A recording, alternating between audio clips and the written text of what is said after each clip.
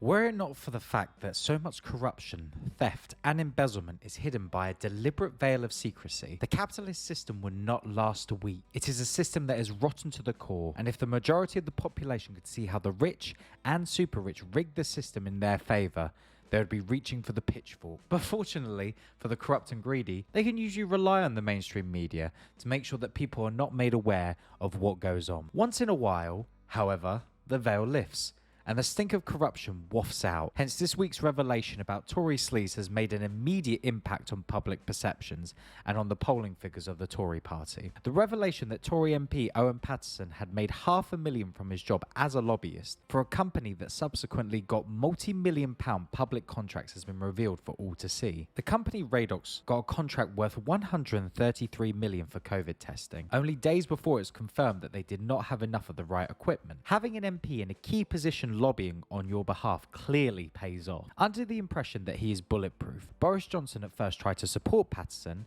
using the pretext of a review of the rules governing MPs' behaviour, but in fact to spare his friend's blushes at the proposed 30-day suspension from the House. However, the ensuing publicity was so unfavourable that Johnson was forced to climb down within a day, and those Tory MPs who had been strong-armed in supporting Paterson were left infuriated by his climb down. Not that Johnson is at all apologetic. A politician who has made a political career out of lying is not going to accept any responsibility for being caught red-handed trying to move the goalposts. That is in addition to the fact that Johnson himself made over $4 million from his outside interests in the last 14 years as a full-time politician. To the embarrassment of the entire Tory party, the Paterson issue has grown so wide that many other Tory MPs are being questioned about their second jobs. Questions are being asked about who their real paymasters are and where their priorities lie. With the constituents who elect them, or the big companies that pay their wages far in excess of their lucrative parliamentary salaries?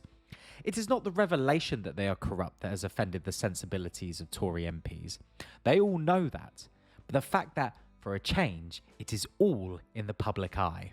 The risk for the government, according to David Lidington, former Tory cabinet minister, is that if they don't grip this, it could run out of control. Getting a grip for Lidington means getting it all back under wraps and away from the public gaze. Meanwhile, following Paterson's resignation, an even bigger spotlight has fallen on Geoffrey Cox, former Tory Attorney General, i.e.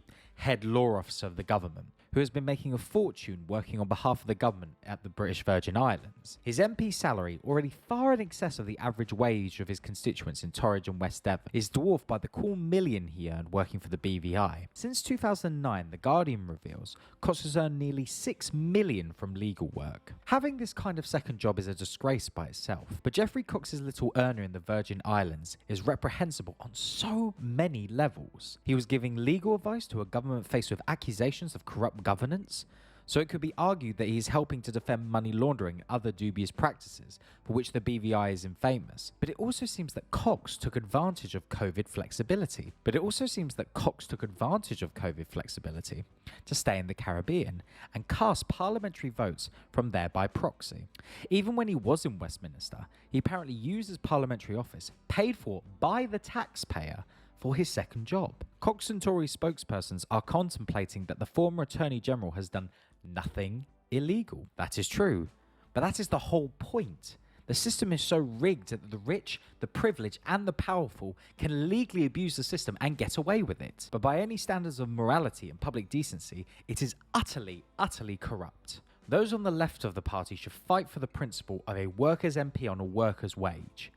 Current MP salaries over £80,000 plus expenses are already far above average earnings, even for skilled workers. A Labour MP wishing to understand the lives of their constituents should put herself or himself on the same levels as workers financially. A Labour MP should not go on parliamentary junkets or take receipts of free tickets to culture or sporting events.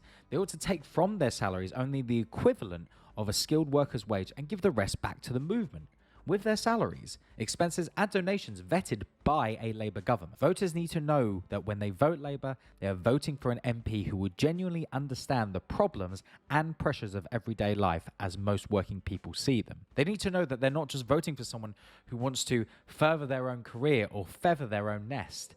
That is something that is impossible with Tory MPs, but we should fight for it to be a reality with Labour candidates and MPs.